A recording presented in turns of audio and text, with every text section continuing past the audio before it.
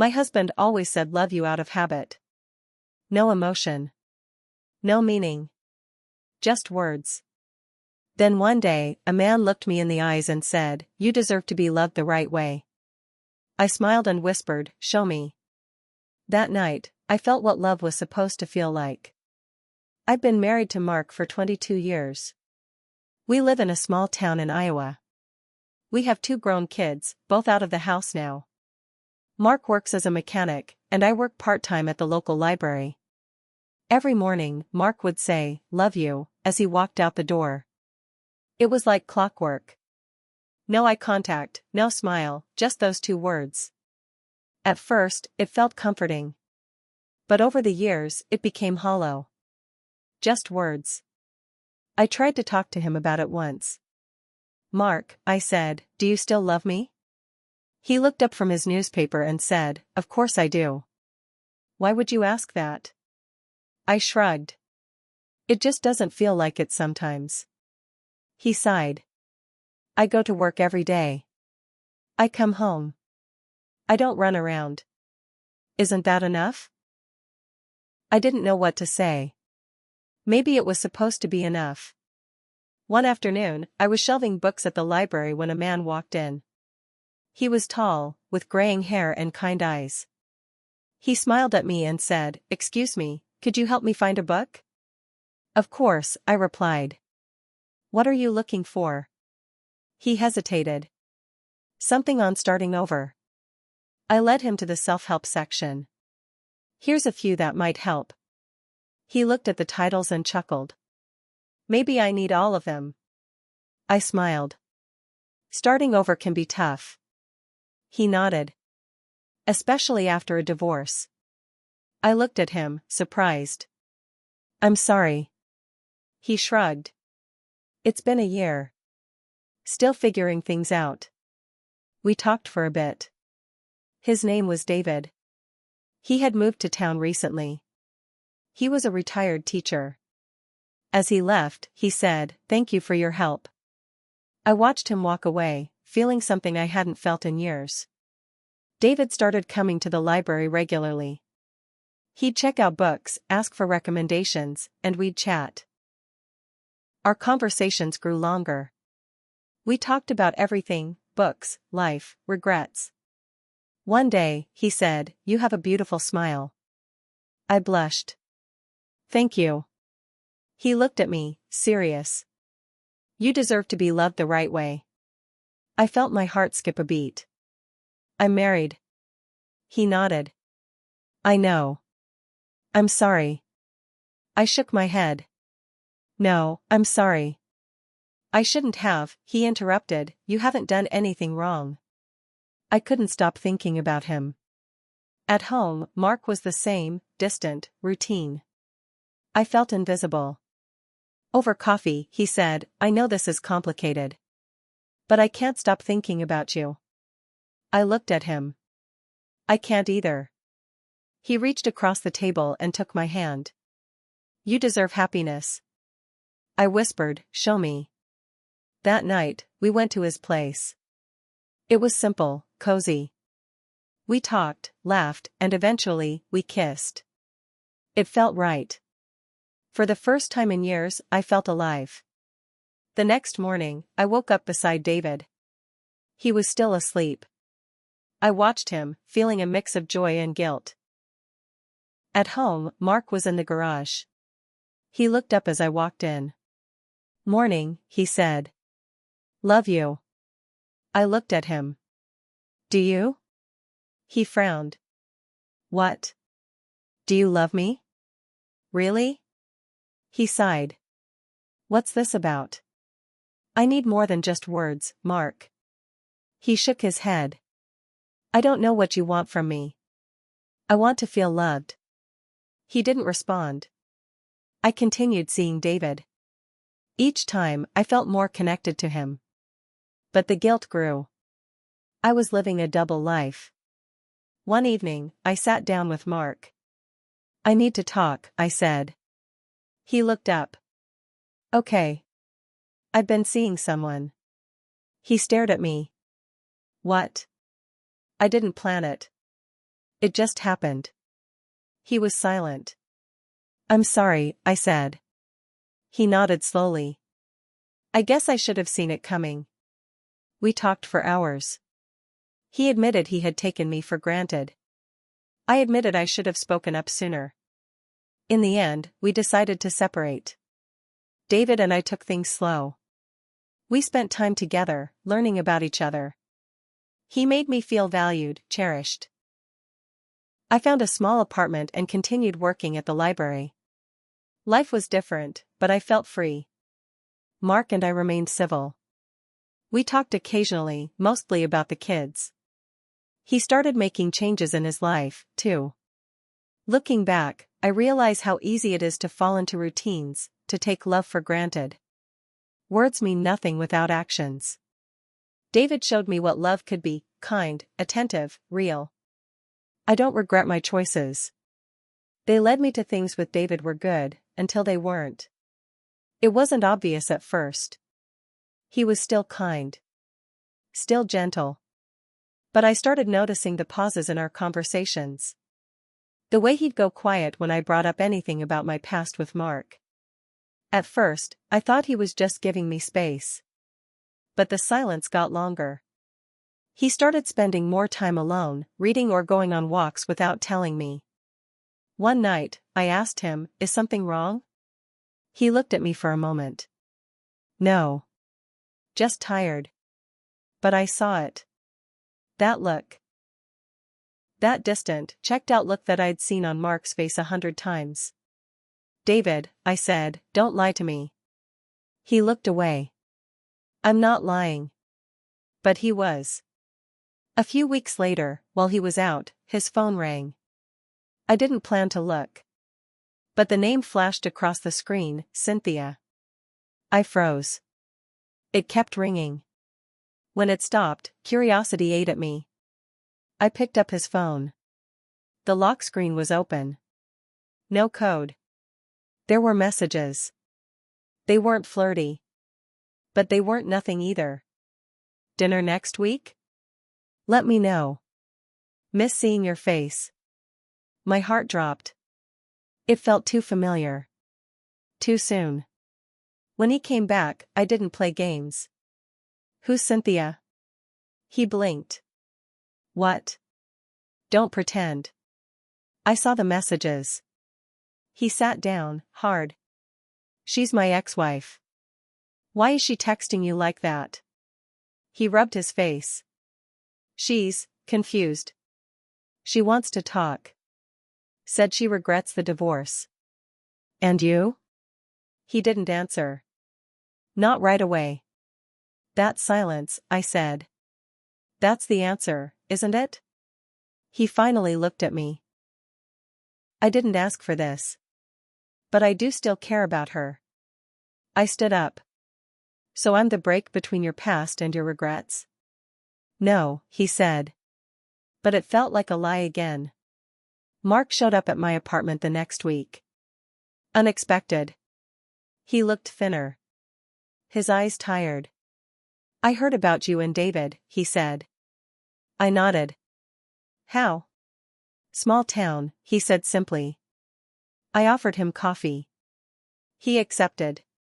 We sat at the kitchen table, like old times. But something was different.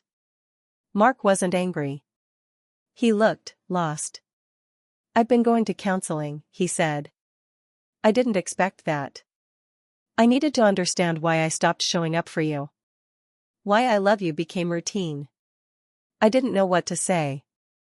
He reached into his pocket and pulled out a small, crumpled photo. Us. On our honeymoon. Wind in my hair.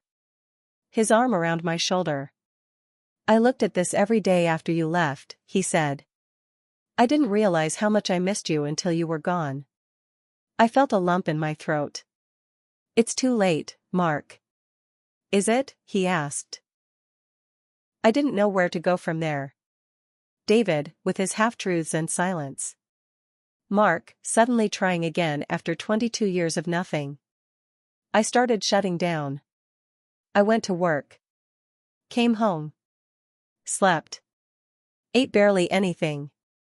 I stopped answering David's texts. I didn't call Mark either. One day at work, I broke down in the back room. Ugly crying. Couldn't breathe.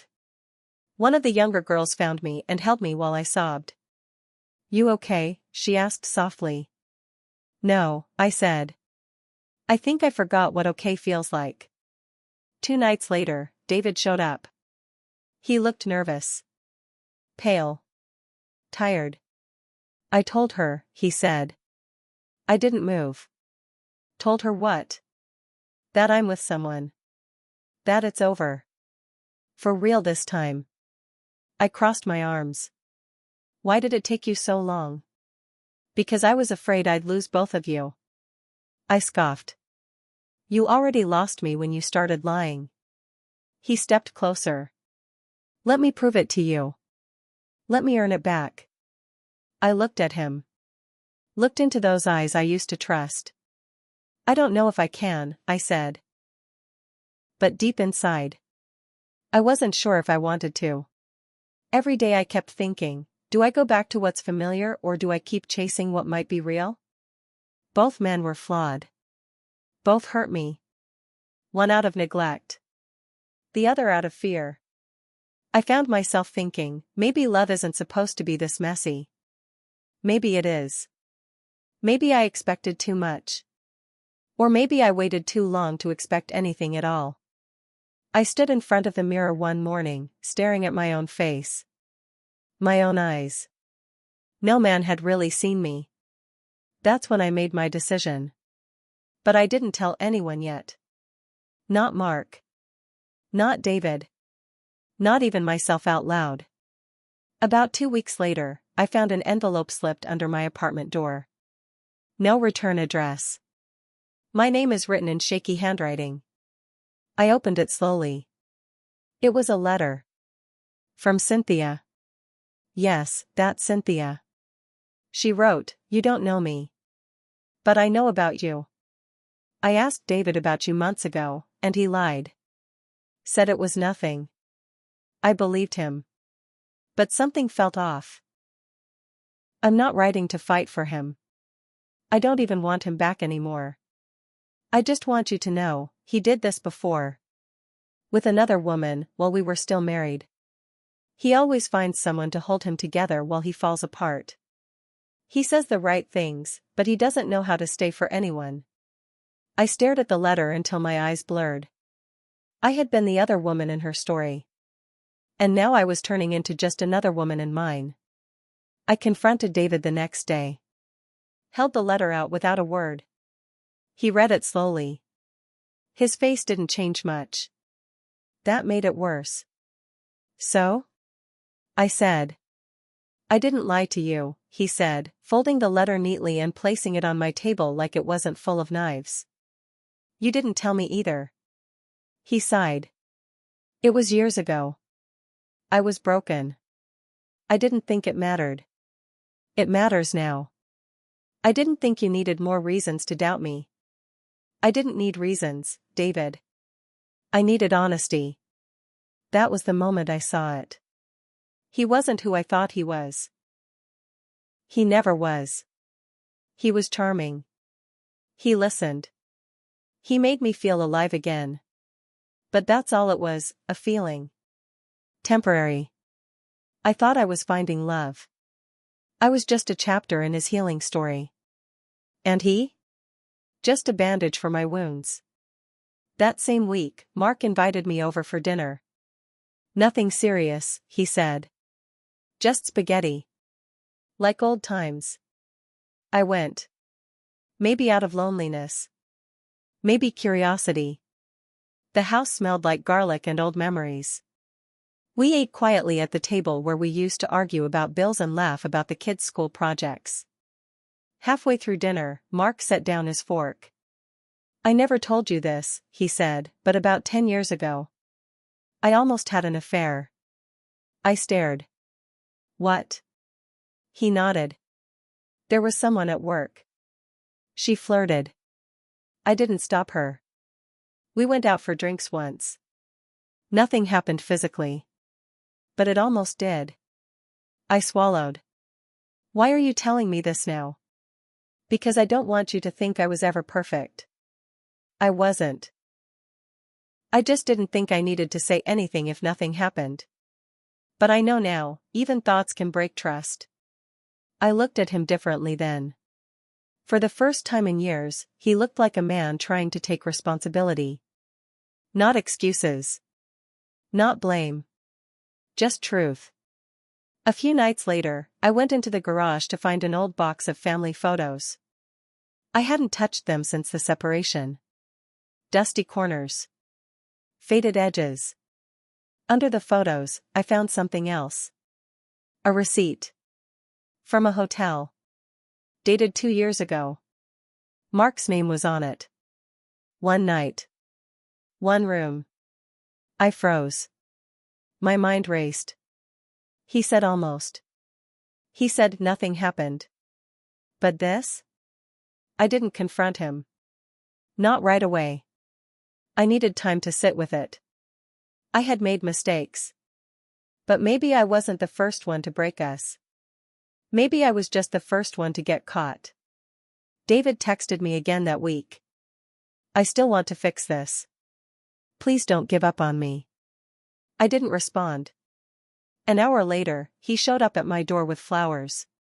Cheap grocery store ones. Like that would fix it. He looked at me with those same eyes that once melted me. I love you, he said. And just like with Mark. I didn't believe it anymore. I didn't say anything. I just stepped aside, let him hand me the flowers, and then slowly closed the door in his face. Now I sit here, with 2 names in my head and 100 memories I never asked for. Mark, the man who said I love you like it was punctuation. Who maybe betrayed me long before I ever looked away. David, the man who made me feel seen, only to treat me like a temporary fix.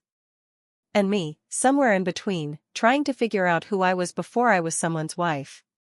Someone's second chance. Someone's mistake. I used to think love was something you knew. Now I think it's just something you keep guessing at until someone proves it's real. But here's the worst part. What if no one ever does? It was my daughter's birthday. She just turned 27. She and her fiancé planned a dinner party at a nice Italian place in Des Moines. They invited me. They invited Mark. I wasn't surprised, they're still close with their dad. What did surprise me was that Mark asked if I needed a ride. I said no. But he showed up anyway, saying, just thought we could go together. For the kids. I didn't have the energy to fight. I let him drive. The dinner was going fine. Light conversation, laughter. Until my daughter said, so. David reached out. He told me he's planning to propose to you? Forks dropped. Mark's hand froze midair. Excuse me? I asked. She blinked. Yeah. He said he got a ring. He wanted to talk to you about it soon. I hadn't heard from David in a week. Last I saw him, I shut the door in his face. And now he was telling my daughter he planned to marry me? Mark stood up slowly. You've got to be kidding me. I felt my stomach twist. He what? I said, my voice rising. My daughter looked nervous. He just said he was hopeful. I didn't know it was a secret. It's not a secret, I said, getting up. It's a lie. Mark turned toward me. Are you seriously considering marrying that guy? This isn't the time, I said through gritted teeth. No, he snapped. It never is. It wasn't the time when you were sneaking around. It wasn't the time when you left me without even fighting for us. And now you're going to marry him? Everyone was quiet. Even the waiters looked away. I looked straight at Mark. Did you fight for me, Mark? Did you even see me for 10 years? He opened his mouth, but I wasn't done. I found the hotel receipt. From 2 years ago. So don't talk to me about sneaking around. He went pale. My daughter covered her mouth. What hotel? Mark's voice cracked. It didn't mean, you almost cheated, I said. Then I actually did. And somehow I'm the only one who's been punished. I left the restaurant before dessert. My daughter followed me outside. Mom. I didn't mean to stir anything up. I know, I said, lighting a cigarette I hadn't touched in months. You just delivered the bomb without realizing. She hugged me. Tight. Like she did when she was 5 and scraped her knees. Are you going to be okay? I don't know. Inside, I heard Mark's voice. Loud. Angry. And my son yelling, "This is not the time, Dad." It was all crashing down.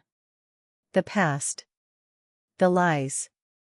The in-betweens we all pretended not to notice. The next day, David showed up.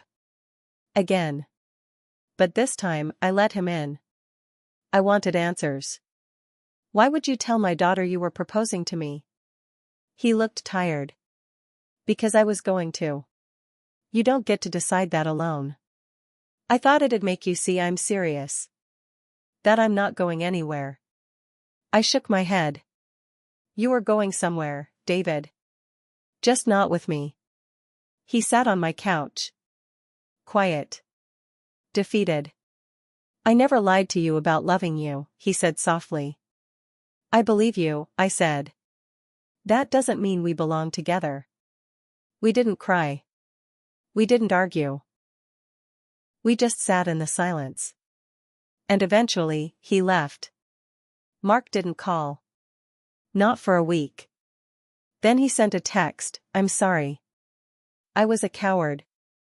I replied, "We both were." My daughter came over with tea and her wedding binder. "I don't want you to feel alone," she said. "I'm not alone," I replied. "I'm just not anyone's second choice anymore." She didn't say anything. Just held my hand. It's been 3 months. Mark and I are polite. He asks about the kids. I ask if he's been taking care of himself. But we both know what we had is gone. David moved away. I heard from a friend at the library that he transferred his library card to Cedar Rapids. I sleep better now. The quiet isn't as sharp. The house isn't as full, but it feels more like mine. I still say I love you when I hang up the phone with my kids. But now, I say it like I mean it. Sometimes, we look for love in old arms or new smiles, hoping someone else will fill the emptiness we never admitted was ours. What I learned. Love isn't words. It's presence. It's choice. And the hardest part? Sometimes, it's choosing yourself.